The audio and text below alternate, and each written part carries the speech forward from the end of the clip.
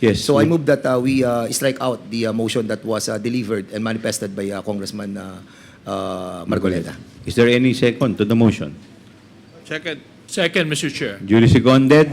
Meron na po bang representative from the OVP? May I be recognized? Wala pa rin po. Comsec. May I Tama. be recognized, Your Honor? Yes, Comsec, I you're was recognized. informed by the registration that there was one representative who signed in the registration. Her name is Marie Cristel Axalan, while the rest did not register, Your Honor. And they are not here anymore. Marie Cristel Axalan signed the registration, Your Honor. She signed in the registration, Yes. but she is not physically present. She was here a while ago. She was here. Some of them were here a while ago, and now they cannot be located, Your Honor.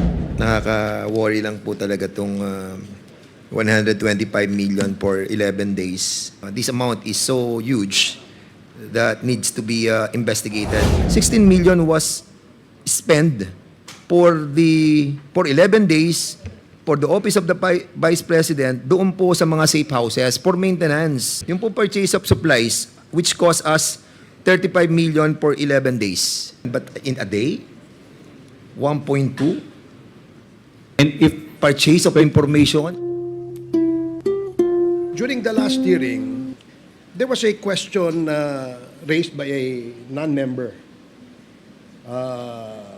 in the person of Honorable colleague Congressman Dan Marcoleta. And as I understand, non-members of the committee may not make any motions in the committee, in the proceedings. And while the jurisdictional issue was raised via a manifestation by Representative Marcoleta, it was a motion which ended with a request that this committee terminate its proceedings. May I know the action of the committee, Mr. Chair? it was denied, considering that Congressman Marcoleta is not a member of this committee, hence he cannot raise a motion. So therefore, the motion of Congressman Marcoleta Out of order. is ruled out of order. Yes.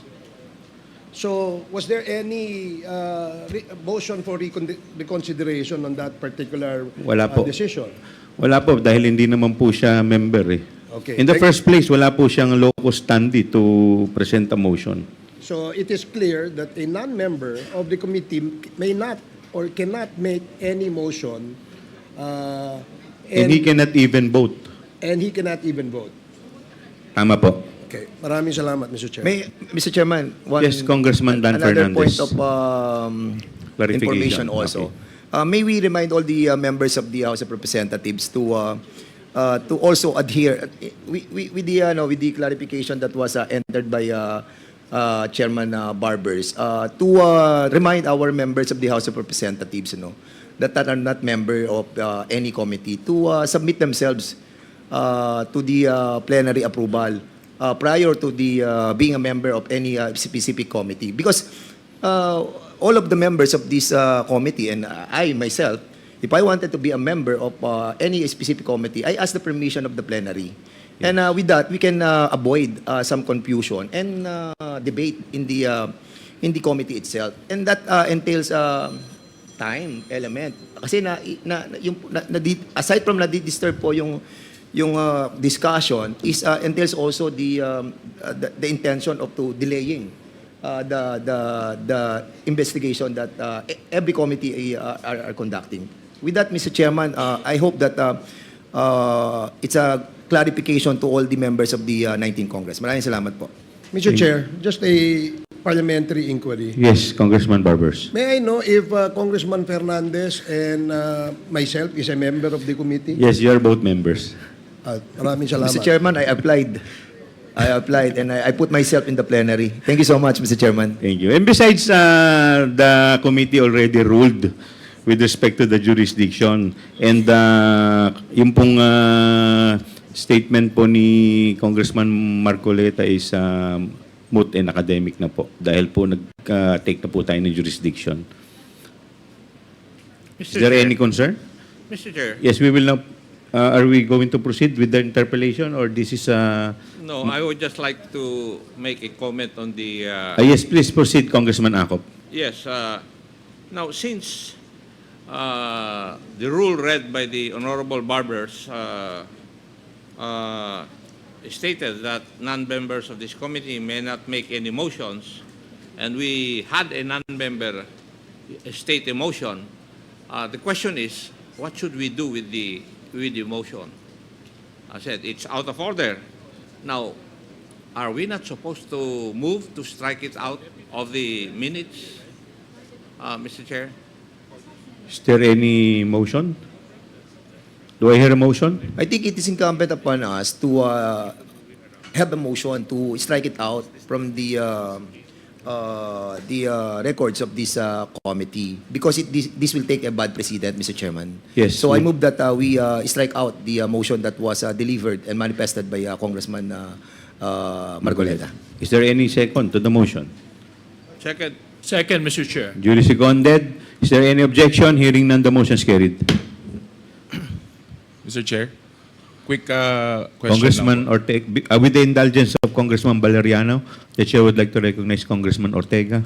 Mr. Chair, I've noticed that there are some employees and from the office of the Vice President who are here. Are we gonna sit them as a resource person, or they just going to sit around the hall, Mr. Chair?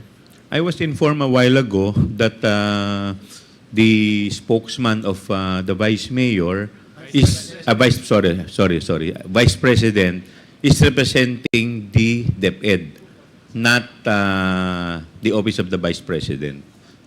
But I was told by the COMSEC that a while ago, the OVP Chief of Staff, Attorney Solueta Lopez, supposedly is present today, but could not be located as of now.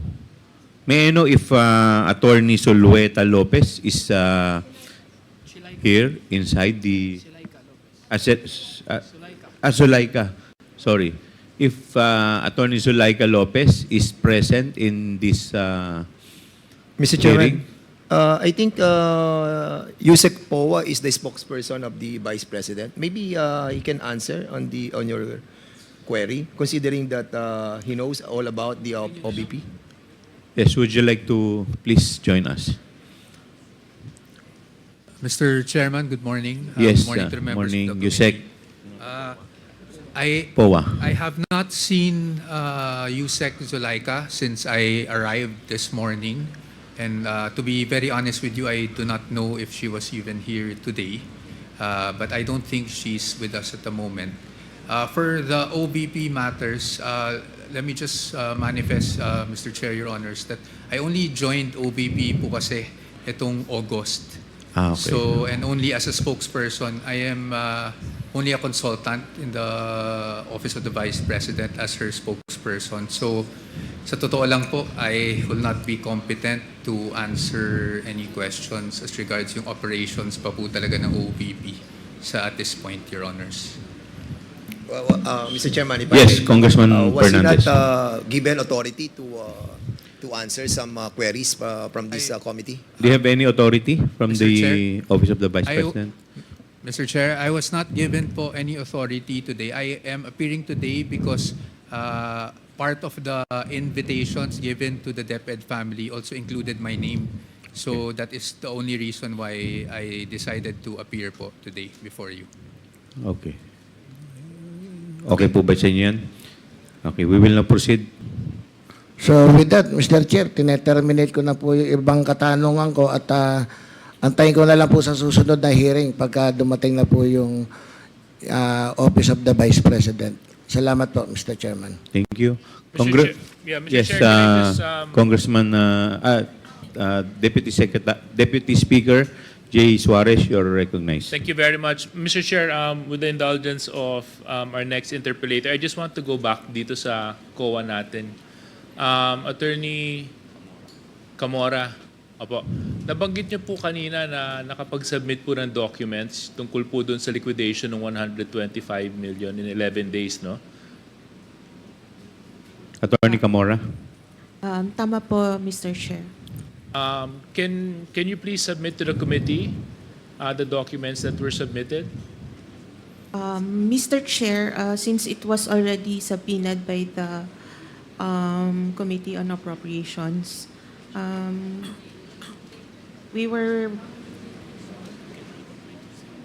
We can only comply through subpoena din po. Okay. It was subpoenaed by the Committee on Appropriation. Yes, Mr. So Chair. nasa Committee on Appropriation po yung documents, tama po ba? Yes, Mr. Chair. Okay. Maybe we can ask the COMSEC to request for a copy of the said documents. Yes, Mr. Chair. Actually, that was the next motion that I was gonna push forward, is that we request a copy of the documents that were transmitted to the Committee on Appropriations, just so that we can go through these documents. No? Thank you very much, Mr. Chair. Mr. Chair, Of course, and of course, it should also include the 32 areas, no? Yes. Did you submit the list of the 32 areas covered by the period of December 21 to December 31, 2022? Mr. Chair, we can provide the copies to the committee upon issuance of subpoena din po. Upon the issuance of subpoena. Duces tecum. Do I hear a motion for the issuance? So moved, Mr. Chair. There's a motion to issue a subpoena duces tecum with respect to the 32 areas covered covering December 21 to December 31, 2022 with respect to the 125 million confidential fund. Is there any second to the motion? second, Mr. Chair. Duly seconded. Is there any objection? Hearing none, the motion is carried. Yes, Mr. Chair. Congressman Luistro, you're recognized. I wish to go back to the letter opposing the subpoena issued by the Congress, specifically the Committee on Appropriations, Mr. Chair. I wish to manifest that the letter is dated August 21, 2024. So I humbly submit that during this time, Attorney Powa is already connected with the Office of the Vice President, and I wish to believe that he can enlighten us with respect to the questions to be propounded by the Honorable Valeriano, Mr. Chair. Attorney Powa, could you please join us? Mr. Chair? Yes, May I be Attorney Powa. recognized? Yes. I confirm the statement made by the Honorable Congresswoman that I was already, in fact, the spokesperson at that time, August 21, I believe. However, Mr. Chair, I really do not have the competence because I am not an employee of the OVP. I was only engaged to be the spokesperson at that point. And so I was not part of the drafting of such letter and was not part of anything with that letter. But if there's anything that I can contribute, then I will be willing to do so, Mr. Chair. Would you like to proceed, Mr. Congressman? Chairman, Valeriano? opo, baka... Mr. Chair, with the indulgence of Yes, Representative Congressman Go ahead. Nika Sonsing. very quickly lang po. May I ask Mr. Chair a clarificatory question on the motion a while ago? How many areas po yung covered nung subpoena duces tecum? 132 areas. Okay. Yun lang, Mr. Chair. Just wanted to clarify because I heard 32 po. So we just wanted to make sure 132 is correct. That's correct, Mr. Chair. Thank you very much po. Thank you. Just to be clear, the motion was duly approved with respect to 132 areas. Okay po ba, Powa? Mr. Yes, Mr. Chair. Attorney Again, Powa. my apologies. But again, I just have to at least state for the record, Your Honors, that the Vice President really did not authorize me to represent her or the OVP in this proceeding po. I really am here because I was part of the invitees doon po sa DepEd invite na pinadala po. So with that, Mr. Chair, hindi rin niya pwedeng sagutin yung mga tanong ko in regards to the OVP to the office of the Vice President. Opo. Mr. Chair, Yes, please continue. gustuhin ko man po kasi hindi po talaga ako authorized. So I'm afraid whatever I say might also be questioned later on, Your Honors. Okay. Hindi talaga po ako inauthorized ng Vice Presidente natin eh. Okay, thank you po. We will now proceed to the next interpellator, the Honorable Dan Fernandez. Yes. Wala naman po akong masyadong tanong, Mr. Chairman. Medyo nakaka-worry lang po talaga itong 125 million for 11 days. For the information of everybody, I became the mayor of Santa Rosa, and yung confidential fund ko is like 7 million per quarter. And it's really hard for me to use, to utilize that amount for 3 months. And this amount is so huge that needs to be investigated rightly. Dito po sa Mr. Chairman, you have presented something, and I tried to secure the documents that you have presented a while ago. So I'll be dwelling on this information that you have given this committee. I hope that the COA have the liberty to say something on this disallowed portion of that 125 million, and that was issued by COA, no? Yung 73 million. Doon po ba sa purchase of information, lumalabas po dito that 14 million is the purchase of information, and this was spent for 11 days. So basically, it is 1.2 million per day for the purchase of information. What do you mean by purchase of information? Can you kindly explain to us what is a purchase of information? Mr. Chairman. Sino pong sasagot? Attorney Camora, please answer. Mr. Chair, based po on the joint circular regarding the guidelines on COA, confidential funds, purchase of information pertains to those information necessary for the formulation and implementation of program activities and projects relevant to the national security and peace and order. And with the submission of the Office of the President, or Office of the Vice President, regarding to this 14 million that was submitted by them, you deem it right to disallow the 14 million. Mr. Chair, 14 million purchase Of information. purchase of information. It's not part of the notice of disallowance, Mr. Chair. The 14 million is not part of the 73 million? It was allowed po in audit, Mr. Chair. The purchase of information was allowed? Yes, Mr. Chair. The only 14 million for the purchase of information, you allowed it? Yes, Mr. Chair. And your basis is what?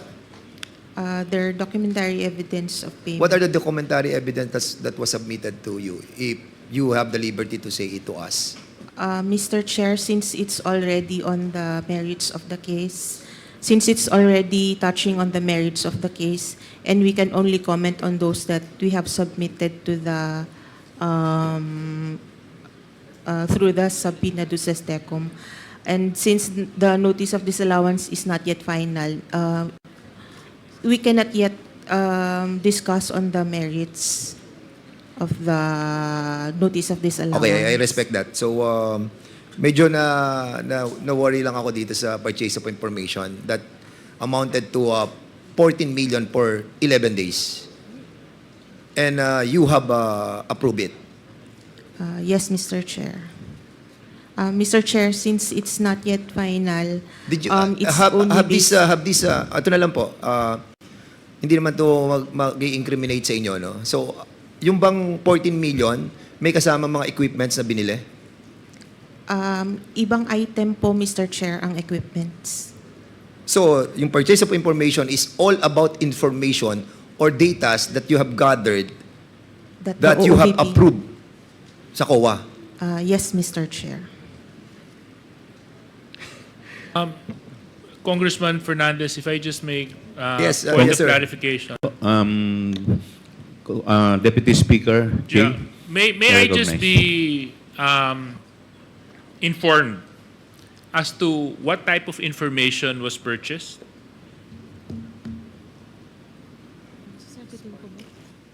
Before you answer, Attorney Camora, let me first recognize the Honorable Joseph Stephen Paduano of Abang Lingkod and the Honorable Vice Chairman, Senior Vice Chairman Benvenido Abante.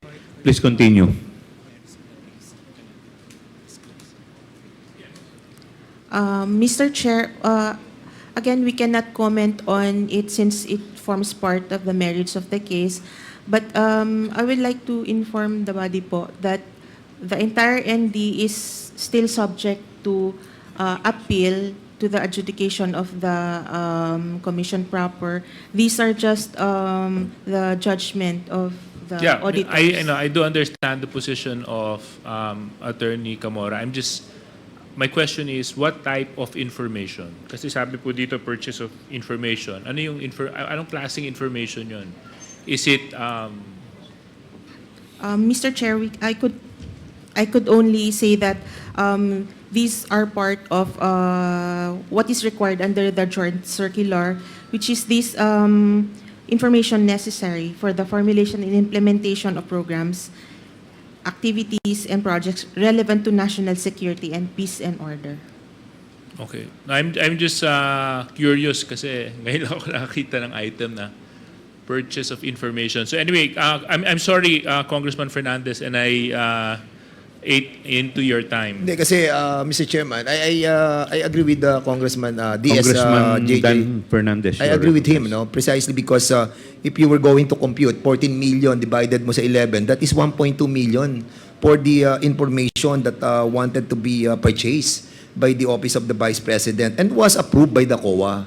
And that worries me a lot, no? If this information entails, siguro kung mga 4 months yan or in 1 year yan, acceptable yan. But in a day, 1.2?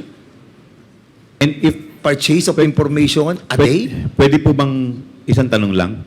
Yes, sir. Yung po bang 14 million na yun na information, sa isang tao lang po ba yun o maraming tao po yun? Mr. Chair, hindi naman po yun sa isang tao lang. Okay, just to ilan pong tao? Kung alam lang po ninyo. I don't have the information right At now. kung and- magkakaano po kada tao ang binigay para po sa purchase of information na yun? At kung saan po mga area? Mr. Chair, details na po siya ng audit, so we could answer through if we are duly issued po subpoena duces tecum. Is there any motion? Do I hear any motion? Yes, well, I move that ano ba? I move that we subpoenaed the duces tecum. The detailed information. All those documents pertaining to the purchase of information, the detailed information about it. Is there any second to the motion? Second, Mr. Chairman. Duly seconded. Is there any objection? Hearing none, the motion is carried. Secondly, Mr. Chairman, this is the payment of reward. Sa payment of reward, you utilize 10 million. The Office of the Vice President utilized 10 million. And this was spent for 11 days. So almost $1 million a day for the reward, payment of reward, cash. Cash. Same thing, COA. How this 10 million was utilized daily by the Office of the Vice President. Can you kindly educate me on how this happened? $1 million a day for payment of cash reward. Was there any news about the cash reward that was given by the Office of the Vice President to any individuals, for that matter, pertaining to this payment of reward in cash by the Office of the Vice President? Mr. Chair, again, it is Again, part of the it will be a part merits. of the documents of the detail. Although, Mr. Chair, we have indicated in the ND the reason why the rewards were disallowed. they were not able to satisfy us with the Okay, I'm sorry. documentary I'm requirement. sorry, Kowa. You mean this 10 million is part of the disallowed by COA?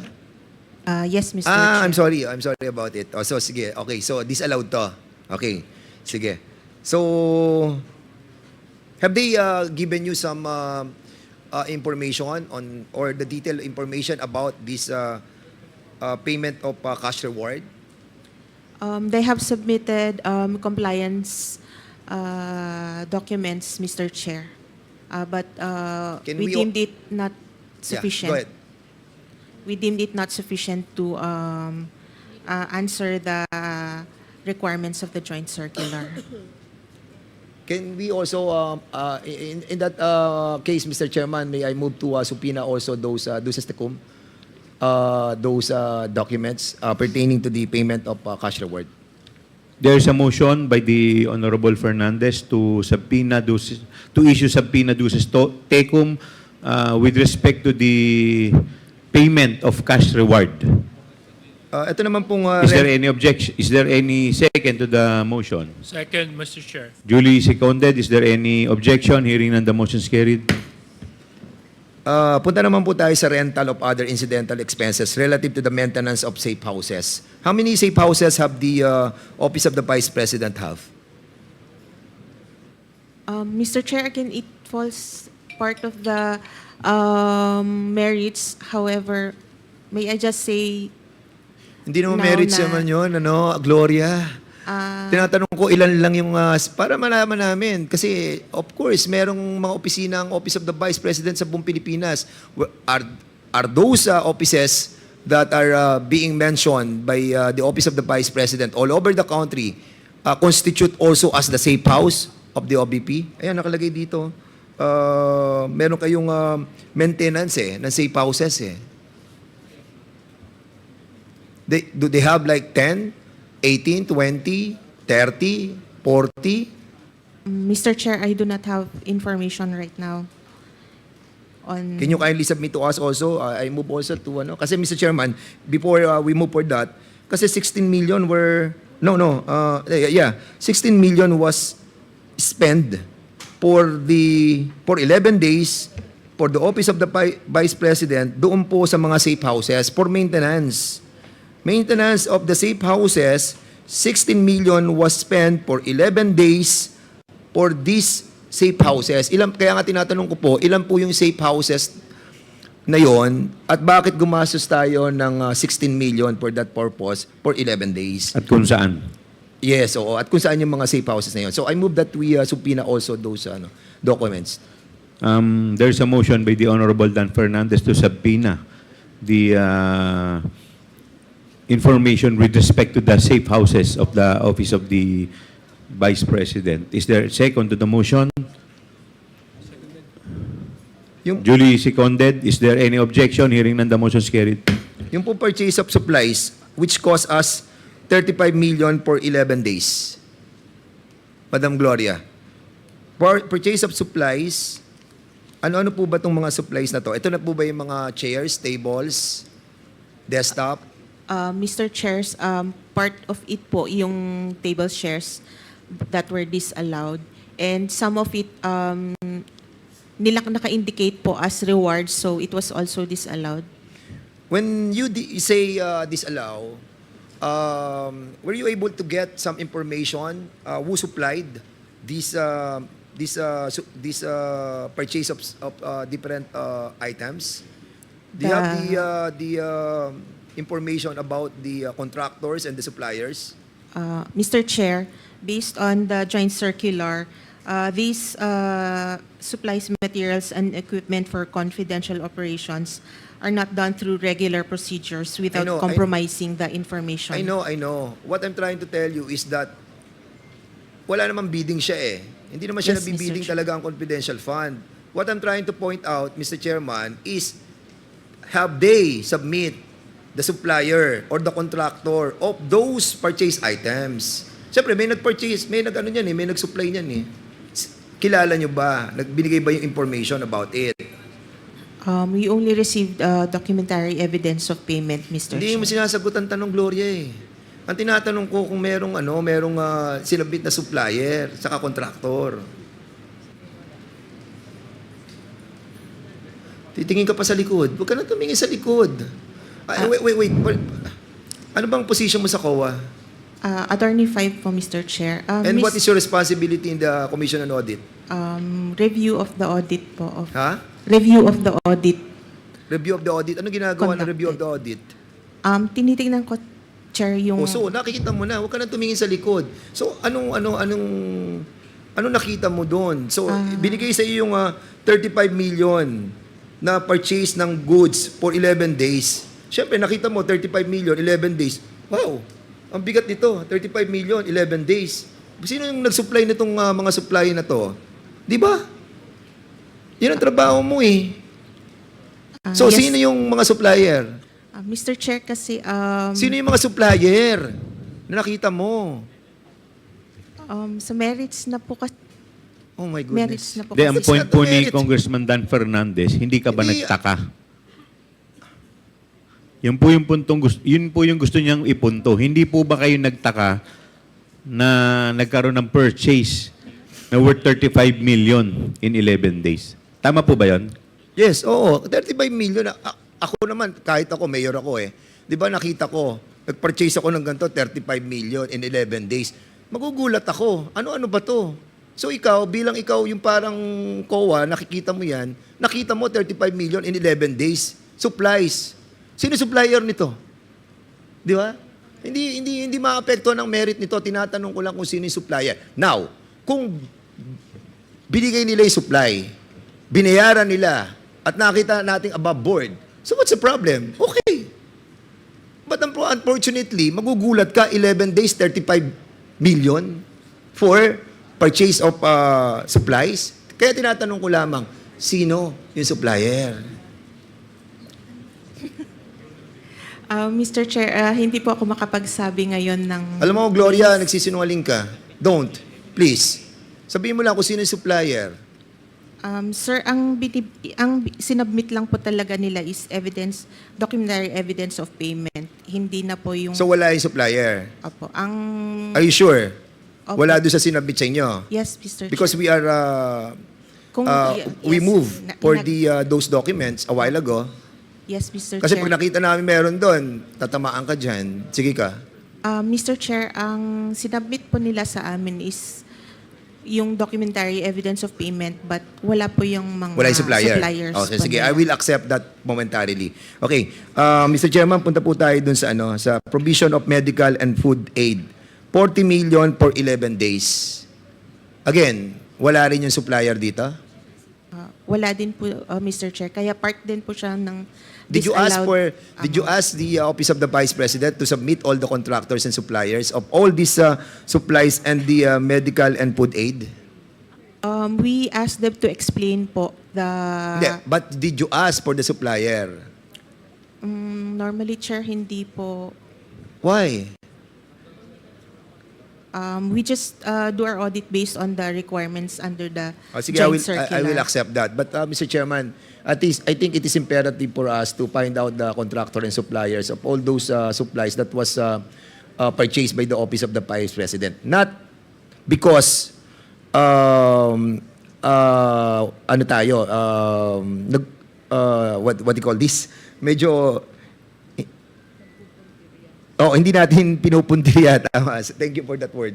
Hindi natin pinupuntirya yung mga supplier and contractor. What we are after, Mr. Chairman, is the amount, the huge amount that is what's spent for 11 days. And this is something extraordinary. Hindi naman po siya ganun kasimple that 40 million will be spent on medical and food aid, 11 days. Tapos yung supplies, 35 million for 11 days. Purchase of information, 14 million for 11 days. And ito pa, yung lastly, yung payment of incentives on traveling relative to the confidential operations. How does it work? Paano nagbabayad ng incentives or traveling? Can you kindly explain it to us? Because we spent 10 million in 11 days. Mr. Chair, they gave an explanation on this po that Those are actually rental of transport vehicles related to confidential activities po. And accordingly, hindi tayo kumukuha ng mga receipt galing sa mga operators ng mga vehicles. Mr. Chair, ang requirement lang po kasi is documentary evidence of payment. Okay, thank you so much. With that, Are you done? yes, I'm Dan Fernandez, sir. Tapos na po ba kayo? Okay, am I done? Okay. I think for the meantime, Mr. Chairman, I'll be refraining from asking more questions, considering that I spent almost 5 minutes in the interpellation. So I'll be yielding back my time. Thank you so much, Mr. Chairman. Thank you po. We will now proceed to the next interpellator, the Honorable Deputy Speaker, Jay Suarez. You're recognized, sir. Mr. Chairman. Honorable Paduano, what's the Mr. pleasure? Chairman, with the indulgence of Deputy Speaker JJ, may I ask a clarificatory question lang po with regards to the witness, resource persons present in today's hearing. Yes, please continue with the Mr. indulgence of Chairman, the Honorable J.J. Suarez. While going into this room, na-monitor ko po na yung sa OVP po, wala yung mga persons that was mentioned and invited last hearing. Particularly yung SDO po, yung Gina Acosta at saka yung Julieta Villa del Rey, which is the chief consultant. But as Chairman Acop mentioned, may show cause na daw to ngayon. Yung dalawa. Tama po ba? Yung dalawa mismo. Yung chief accountant at saka yung SDO. Tama. Comsec? Yes, Your Honor. There was a motion kanina. 5 po yung inisyuhan ng show cause orders, Your Honor. It was Attorney Zulaika, Ortonio, Sanchez, Miss Acosta, and Miss Julieta Villa del Rey. Now, Mr. Chairman, just to ask this question. So we cannot, the OVP, the Office of the Vice President cannot answer queries from this representation of the members of this committee as of now? Who is the highest Wala po kasing official? representative dito eh. Ang Wala? Office of the Vice, wala po. Wala po ba? How about the spokesperson, which is Mr. Michael Pua? As kanina po binanggit po ni Attorney Powa na siya po ay nandirito to represent DepEd. You're here to represent the Fed, not the Office of the Vice President? Mr. Chair. Please, Attorney Powa. Yes, yes, Mr. Chair, that is correct. I am here again because I was part of the list of invitees as far as DepEd is concerned po. How about sa OVP or not already part of the Office of the Vice President? Wala po ako sa list ng invitees. No, but hindi, yung official function mo ngayon. I'm just a consultant po of Consultant the Office of the ng- Vice President. Of the Office of the Vice President. Consultant for what? A spokesperson po. Spokesperson Opo. ng OVP. Opo. And you cannot answer queries from this committee with regards to the OVP confidential fund. Mr. Chair, I'm afraid I'm really not authorized by the Vice President or anyone from the OVP to represent But them with here. regards to the DepEd, you can answer queries? You can answer queries? Yes, Your Honor. Okay. So walang OVP dito. Kanina po may nagpakita, but unfortunately, nawawala na po yata.